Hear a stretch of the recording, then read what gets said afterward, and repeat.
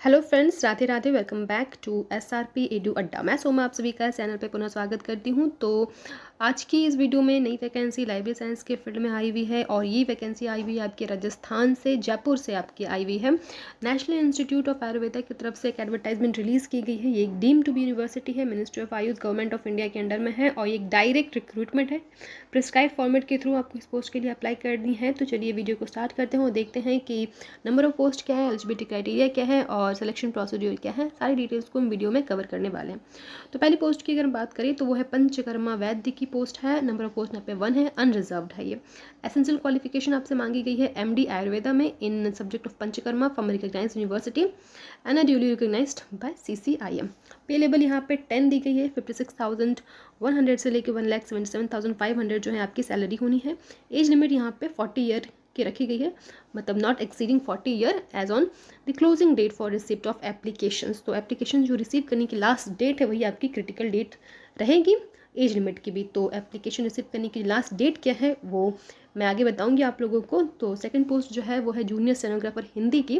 Number of post यहाँ पे 1 दी गई है। ये अनरिजर्व्ड के लिए, अनरिजर्व्ड कैटेगरी के लिए है। नंबर ऑफ पोस्ट यहाँ पे 1 है। एसेंशियल क्वालिफिकेशन यहाँ पे एचएससी मांगी गई है, हायर सेकेंडरी मांगी गई है from recognised central state board of education. Ability to write 80 word per minute in Hindi shorthand में और 30 word per minute in Hindi type writing में। पे स्केल यहाँ पे 4 दी गई है। 25,500 से लेकर के 81,100 तक की आपकी सैलरी होनी है। एज लिमिट यहाँ पे 28 ईयर दी गई है। थर्ड पोस्ट की अगर बात करें तो वह जूनियर मेडिकल लेबोरेटरी टेक्नोलॉजिस्ट की। नंबर ऑफ पोस्ट यहाँ पे 1 दी गई है और ये अनरिजर्व्ड के लिए है। और अगर आप रिजर्व कैटेगरी से भी बिलोंग करते हैं जैसे कि ओबीसी, एससी, एसटी से, तो भी आप इस पोस्ट के लिए अप्लाई कर सकते हैं। बट आपकी जो फाइटिंग होगी वो एज अ अनरिजर्व कैटेगरी की तरफ से ही, मतलब अनरिजर्व कैटेगरी के अंदर में ही आपको फाइट करनी पड़ेगी। और एलिजिबल एसेंशियल क्वालिफिकेशन यहाँ पे 10+2 दी गई है विद साइंस सब्जेक्ट। आपके साइंस सब्जेक्ट होने चाहिए 12th क्लास में। एंड आपको यहाँ पे डीएमएलटी मांग रखी है from any government recognised institute और साथ ही साथ 1 ईयर के एक्सपीरियंस होनी चाहिए, रेलिवेंट एक्सपीरियंस। पे स्केल यहाँ पे 5 दी गई है और सैलरी जो है होनी है आपकी 29,200 से लेकर 92,300 तक होनी है। एज लिमिट यहाँ पे 28 ईयर दी गई है। फोर्थ पोस्ट की अगर बात करें तो वो है लाइब्रेरी असिस्टेंट की। नंबर ऑफ पोस्ट यहाँ पे 1 है और ये पोस्ट जो है रिजर्व्ड है ओबीसी कैंडिडेट्स के लिए। तो जिनके पास ओबीसी की सर्टिफिकेट है, और याद रखें यहाँ पे जो ओबीसी की सर्टिफिकेट सेंट्रल फॉर्मेट में होनी चाहिए और आपकी जो कैटेगरी है वो सेंट्रल लिस्ट में, ओबीसी की जो सेंट्रल लिस्ट है उसके अंदर जो आपकी कैटेगरी आती है तभी आप इस पोस्ट के लिए अप्लाई करें और आपके पास सर्टिफिकेट भी होने चाहिए। जिनके पास ओबीसी की जो ओबीसी के अंडर आते हैं बट उसके पास सेंट्रल फॉर्मेट में ओबीसी की सर्टिफिकेट नहीं है, अभी भी उनके पास टाइम है, वो भी बना सकते हैं। क्योंकि अगर अभी नहीं बनाए और क्रिटिकल डेट एक्सीड हो जाए तो फिर आपको आगे चल के प्रॉब्लम हो सकती है। तो अभी भी आपके पास टाइम है। सेंट्रल फॉर्मेट में अगर आप चाहें तो ओबीसी बना करके रख लें, आगे चल के आपको कोई परेशानी नहीं होगी। क्वालिफिकेशन जो है वो आपकी यहाँ पे एसएससी मांगी गई है, सेकेंडरी एजुकेशन मांगी गई है आपकी फ्रॉम रिकग्नाइज्ड बोर्ड और सेंट्रल बोर्ड। और सर्टिफिकेट यहाँ पे आपसे मांग रखी है लाइब्रेरी साइंस की 1 ईयर ड्यूरेशन वाली। पे स्केल यहाँ पे 2 है और 19,900 से लेकर के 63,200 तक की आपकी सैलरी होनी है। एज लिमिट यहाँ पे 30 ईयर रखी गई है। फिफ्थ पोस्ट जो है वो है लोअर डिवीजन क्लर्क की एलडीसी की। 3 पोस्ट यहाँ पे दी गई है। 1 पोस्ट जो है ओबीसी के लिए रिजर्व्ड है और 2 पोस्ट जो है वो अनरिजर्व्ड के लिए है। एससी/एसटी वाले अनरिजर्व कैटेगरी में भी अप्लाई कर सकते हैं और अनरिजर्व वाले तो करेंगे ही करेंगे। और इसकी क्वालिफिकेशन मांगी गई है आपकी 12th स्टैंडर्ड मांगी गई है फ्रॉम द स्टेट और central board of education. Typing speed यहाँ पे आपको 35 वर्ड पर मिनट मांगी गई है इंग्लिश में और 30 वर्ड पर मिनट हिंदी में मांगी गई है। पे स्केल यहाँ पे 2 मांगी गई है और 19,900 से लेकर के 63,200 तक की आपकी सैलरी होनी है। और एज लिमिट जो है आपकी 27 ईयर तक रखी गई है।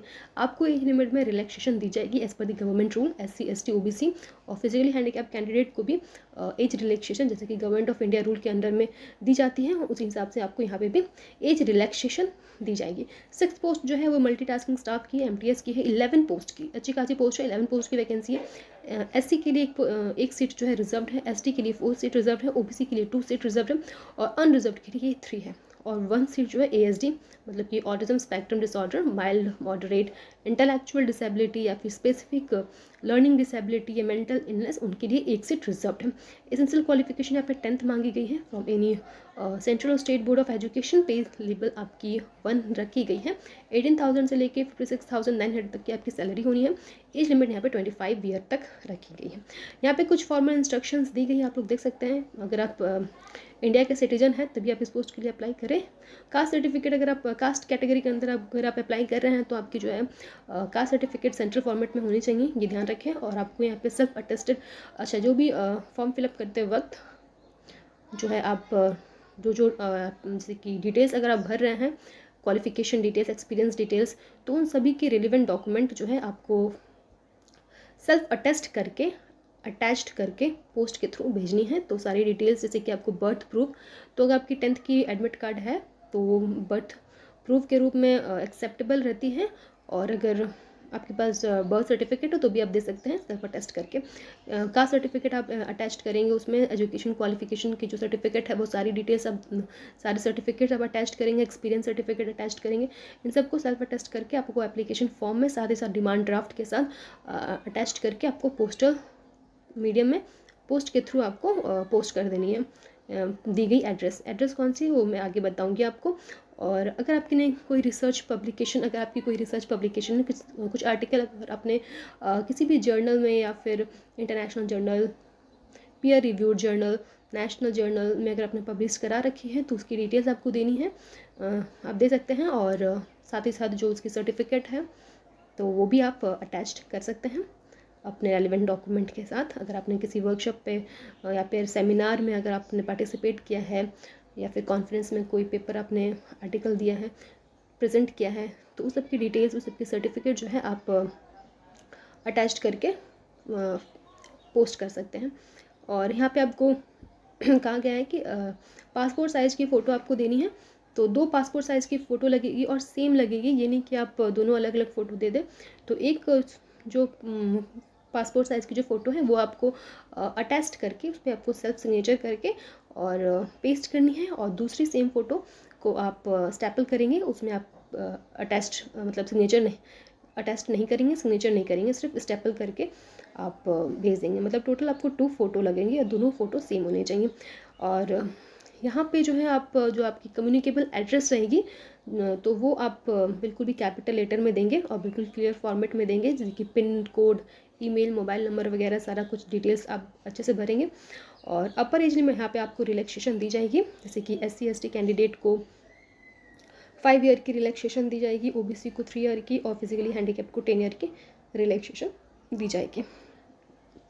और यहाँ पे आपसे कहा गया क्लोजिंग डेट की अगर हम बात करें तो यहाँ पे क्लोजिंग डेट की अगर हम बात करें तो 60 डेज़ यहाँ पे बोला गया है from the date of publication. तो आपकी जो एडवर्टाइजमेंट आउट की गई है वो 24/11/2021 को एडवर्टाइजमेंट आउट की गई है, मतलब कि 24 नवंबर को एडवर्टाइजमेंट आउट की गई है। और तब से लेकर के 60 डेज़ जो है आपको दी गई है फॉर्म पोस्ट करने की, अप्लाई करने की। तो मतलब कि जनवरी 24 आपकी लास्ट डेट होनी है एप्लीकेशन रिसीव करने की। तो यही आपकी एज लिमिट की भी क्रिटिकल डेट रहनी है और ये आपकी एप्लीकेशन रिसीव करने की भी लास्ट डेट होगी। मतलब अभी आपके पास काफ़ी ज़्यादा समय है, जनवरी 24 आपकी लास्ट डेट है फॉर्म रिसीव करने की। और यहाँ पे आपको 10 डेज एक्स्ट्रा दी जाएगी किनको, जो लोग बिलोंग करते हैं असम के, जो असम के रहने वाले हैं, Meghalaya, Arunachal Pradesh, Mizoram, Manipur, Nagaland, Tripura, Sikkim, Ladakh division of Jammu and Kashmir, Spiti district and Pangi sub division of Himachal Pradesh, Andaman and Nicobar island या लक्षद्वीप, यहाँ से अगर कोई बिलोंग करते हैं तो उनको 10 डेज एक्स्ट्रा, मतलब टोटल 70 डेज़ जो है आपको दी जाएगी एप्लीकेशन रिसीव करने के लिए। तो ये अच्छी बात है। और डिमांड ड्राफ्ट और एप्लीकेशन जो आप फिल करेंगे, जो आपको फॉर्मेट दी गई है नीचे मैं बताऊंगी, वो फॉर्मेट को आपको फिल करना है, वही आपकी एप्लीकेशन फॉर्म है, उसे आप फिल करेंगे। साथ ही साथ जो रिलेटेड डॉक्यूमेंट है वो सारे उसमें अटैच करेंगे और डिमांड ड्राफ्ट को अटैच करेंगे। इन सब को आप सेल्फ अटैच करेंगे और सारे के सारे को एक पोस्टल एड्रेस जो कि यहाँ पे दी गई है, आप लोग यहाँ पे स्क्रीन पे देखें,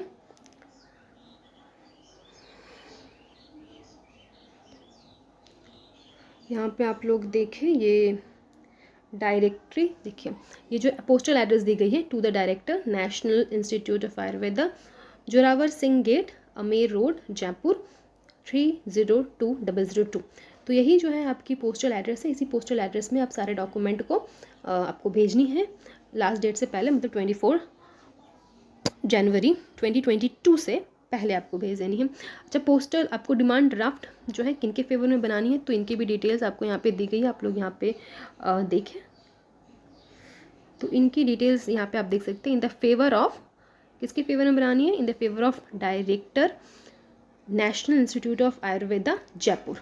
तो इनके फेवर में आपको डिमांड ड्राफ्ट बनानी है। तो डिमांड ड्राफ्ट कितने की बनानी है, उनकी डिटेल्स भी आपको यहाँ पे दी गई है कि अगर आप पंचकर्मा के पोस्ट, अगर आप यहाँ पे देखें, अगर आप पंचकर्मा वैद्य के पोस्ट के लिए अप्लाई कर रहे हैं तो आपको 3500 रुपीज़ का डिमांड ड्राफ्ट बनाना होगा जनरल ओबीसी कैंडिडेट को। और अगर आप SC ST से या फिर EWS से बिलोंग करते हैं तो आपको 3000 का डिमांड ड्राफ्ट बनाना है अगर आप पंचकर्मा वैद्य के पोस्ट के लिए अप्लाई कर रहे हैं। और इसके अलावा आप किसी भी पोस्ट जैसे कि आप स्टेनोग्राफर या फिर लाइब्रेरी अटेंडेंट, किसी भी पोस्ट के लिए अगर आप अप्लाई कर रहे हैं, MTS के लिए, LDC के लिए, किसी भी पोस्ट के लिए अप्लाई कर रहे हैं तो आपको 2000 रुपीज़ का डिमांड ड्राफ्ट बनानी है जनरल OBC कैंडिडेट को। और SC ST EWS candidate 1800 rupees का डिमांड ड्राफ्ट बनाएंगे। और अगर आप एक्स सर्विस मैन है या फिर आप एप्लीकेंट विथ ASD है, autism spectrum disorder, mild moderate intellectual disability, specific learning disability, mental illness, अगर आप है इस पे बिलोंग करते हैं तो आपको कभी फ़ी पे नहीं करनी, डिमांड ड्राफ्ट की आपकी ज़रूरत नहीं है। तो डिमांड ड्राफ्ट बनाएंगे आप और एप्लीकेशन फॉर्म को फिल करके